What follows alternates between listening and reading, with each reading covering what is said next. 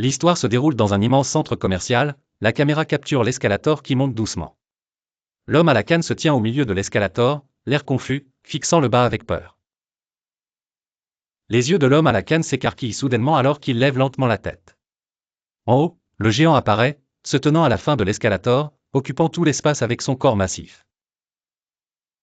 Un grondement bas et lourd résonne dans l'air, chaque pas du géant produit un bruit semblable à des tremblements de terre.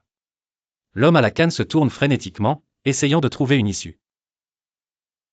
L'homme à la canne, d'une voix tremblante, « Non, non, impossible. Pas ici, pas maintenant. » La sueur perle sur le visage mince de l'homme à la canne, ses yeux se déplacent rapidement entre le géant et l'escalator. Le bruit de l'escalator devient de plus en plus aigu, comme s'il se transformait en une machine imparable. Le géant se penche en avant, ses yeux rouges se concentrant sur l'homme à la canne.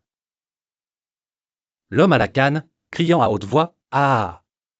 L'homme à la canne perd le contrôle de ses jambes et commence à courir à contre-courant de l'escalator, mais il glisse encore et encore.